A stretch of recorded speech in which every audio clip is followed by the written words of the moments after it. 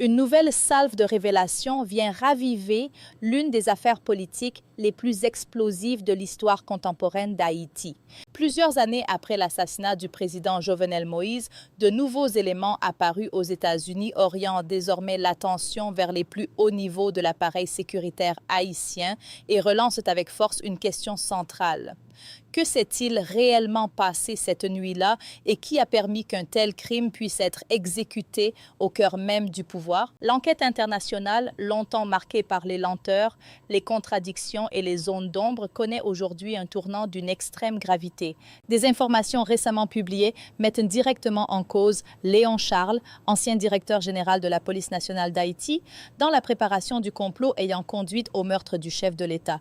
Si ces éléments sont confirmés, il pourrait profondément modifier la compréhension de ce dossier et faire basculer l'affaire d'un assassinat commis par un groupe étranger vers la thèse beaucoup plus lourde d'une opération rendue possible par des complicités internes au sommet de l'appareil d'État.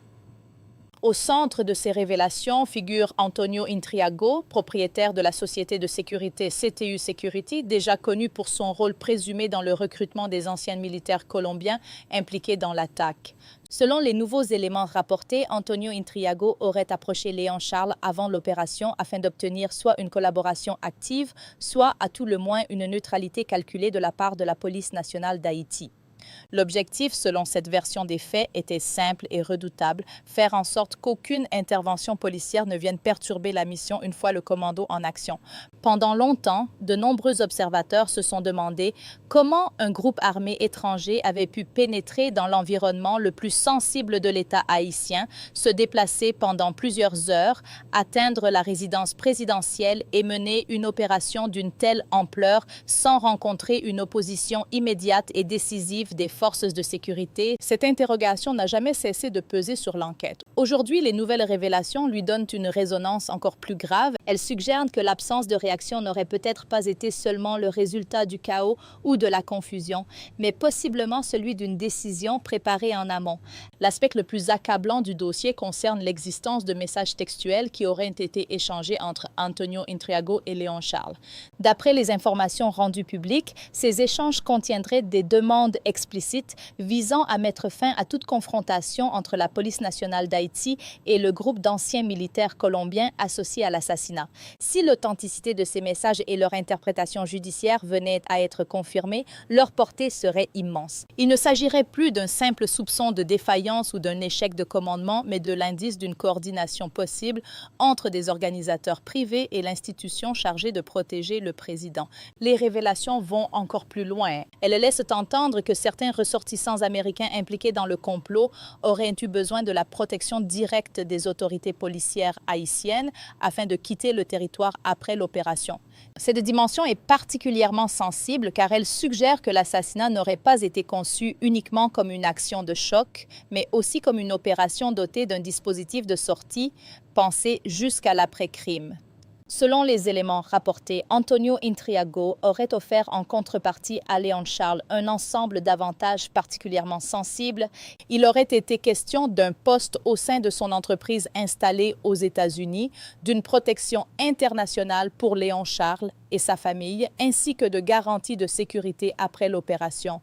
Si ces promesses ont réellement existé, elles dessineraient les contours d'un accord implicite entre des intérêts privés et une partie du dispositif sécuritaire d'un État.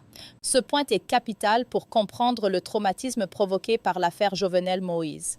Le président n'a pas été tué sur un champ de bataille ni dans un contexte d'affrontement ouvert. Il a été exécuté dans sa résidence privée, dans un espace supposé être parmi les plus protégés du pays. Mais si l'enquête démontre que cette exécution a pu être facilitée par des complicités internes, le dossier ne serait plus seulement celui d'un assassinat politique, il deviendrait celui d'un crime d'État au sens le plus redoutable du terme ou à tout le moins d'un crime rendu possible par la compromission de segments décisifs de l'État.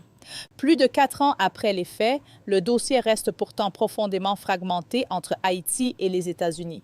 Des arrestations ont eu lieu, plusieurs personnes ont été poursuivies et la justice américaine a déjà prononcé des condamnations contre certains individus impliqués dans le complot. Cependant, en Haïti, l'avancée judiciaire demeure laborieuse, discontinue et entourée d'une méfiance persistante. Les grandes questions de fond restent entières. Qui a conçu l'opération dans son ensemble?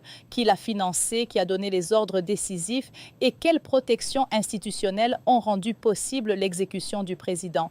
Ce décalage entre la progression observée aux États-Unis et la paralysie constatée en Haïti est devenu l'un des éléments les plus préoccupants du dossier. D'un côté, des procédures ont permis de faire émerger une partie de l'architecture du complot et de sanctionner certains participants. De l'autre, la justice haïtienne peine toujours à produire une réponse définitive, cohérente et crédible à la hauteur du choc national provoqué par le crime. Pour une part importante de la population, cette différence alimente un sentiment d'injustice. Cette situation contribue à affaiblir encore davantage la crédibilité institutionnelle d'Haïti. Car au-delà des responsabilités individuelles, l'affaire met à nu une crise plus profonde touchant la chaîne de commandement, la solidité des institutions et la capacité de l'État à résister à l'infiltration d'intérêts privés, criminels ou transnationaux. L'assassinat de Jovenel Moïse a agi comme un révélateur brutal. C'est pourquoi les accusations visant Léon Charles revêtent aujourd'hui une portée qui dépasse largement sa personne. En tant qu'ancien plus haut responsable de la police nationale d'Haïti, son rôle présumé touche à la question décisive de la confiance. Si celui qui incarnait alors l'autorité policière suprême a pu, selon les soupçons, faciliter le déroulement du complot ou garantir l'absence d'opposition, alors ce n'est pas seulement un homme qui serait en cause. C'est toute l'idée même de protection institutionnelle qui vacillerait. Les nouvelles révélations intensifient donc la pression sur les autorités haïtiennes et sur les partenaires internationaux engagés dans ce dossier. Elles renforcent l'exigence de vérité, d'explication et de responsabilité. Le temps qui passe ne réduit pas la gravité de l'affaire. Au contraire, plus les années s'écoulent sans clarification complète, plus le sentiment d'une vérité empêchée s'enracine dans l'esprit du public. Le monde observe de nouveau ce dossier avec attention, car derrière le meurtre d'un président se joue bien davantage qu'un simple épisode criminel. Il s'agit d'un test décisif pour la justice, pour la crédibilité de l'État et pour l'avenir même de la vérité en Haïti. Si les accusations portées contre Léon Charles sont établies, elles pourraient redessiner entièrement le récit de l'assassinat et déplacer le centre de gravité de l'affaire vers une collaboration entre acteurs étrangers, intérêts privés et complicités internes. Au bout du compte, la question demeure implacable. Qui a véritablement orchestré l'assassinat de Jovenel Moïse? Jusqu'où les complicités sont-elles montées? Et un système soupçonné d'avoir été défaillant, infiltré ou paralysé peut-il encore rendre une justice crédible à son propre peuple?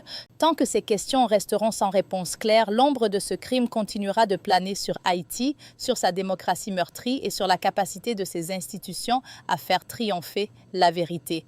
Pour ne rien manquer des dernières évolutions, abonnez-vous dès maintenant à Chroniques éternelles, activez la cloche, partagez cette information et dites-nous ce que vous en pensez.